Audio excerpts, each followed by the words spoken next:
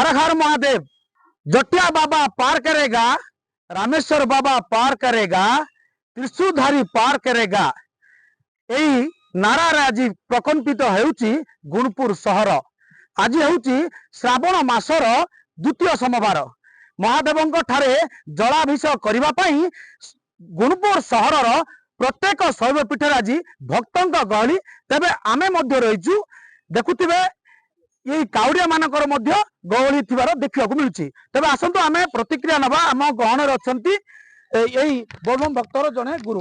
तो कौन कहबे आपण आज जो श्रावण मास आपण जतबे जलाभिषेक करचंती आर कौन एमती रही जे एते काउड़िया बा भक्त महादेव ठारे माने आसी माने जलाभिषेक करथांती। धन्यवाद। एक्चुअली जो श्रावण मास होची शिवशयनी चतुर्दशी जोटा कि आषाढ़ मासरे जमती कि विष्णु 4 मास जाइकी से विश्राम नेबे। यही 4 मास शिवों को परिवार को हस्तांतर करती जहाँ फल कि यही चतुर्मास श्रावण मास रही मुख्य मास बा पवित्र मास। यही मासरे प्रत्येक नदी नाल जो पानी आसीबो औषधीय जल से जल जदि आमे निजे स्नान कले आम देह भल रहिबो।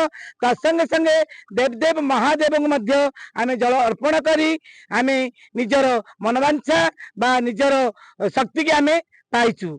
संगे संगे आज आमे पांच्या 3टारू उठी यही द्वितीय सोमवार श्रावण मासर बंशधरा नदी तटू जाई बालुका पूजा करिकी आमर सूर्य पूजा है बालुका पूजा गंगा पूजा करिकी पवित्र जल नहीं बंशधरा नदी कूलू आमे आज सेपाली पहाड़ ऊपर थिबा रामेश्वर बाबा ऊपर जल अर्पण करछु। धन्यवाद। बोलबम तबे निहत शुणुले देखुथिबे प्रत्येक भक्त एठारे रहिचंती एवं आम गहन रे मध्य भक्त अछंती। कोन कहबे आज केउठारू भारले जलाभिषेक करले कोन कहबे?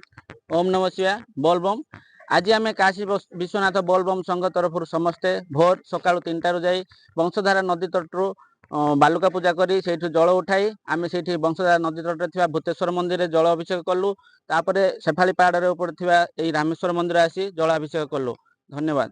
केते खुशी अछंती बाबा कृपा पई? समस्ते बाबा कृपा लाभ करी बहुत खुशी अछंती। जलाभिषेक भी सरला समस्ते बहुत खुशी अछंती।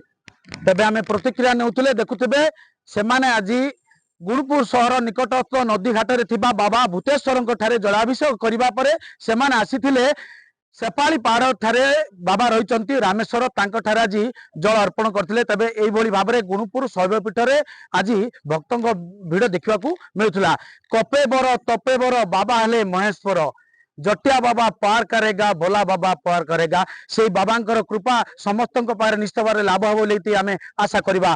गुणपुर सेपाली पहाड़ ठारू दीपक कुमार पंडा रिपोर्टर स्टूडियो।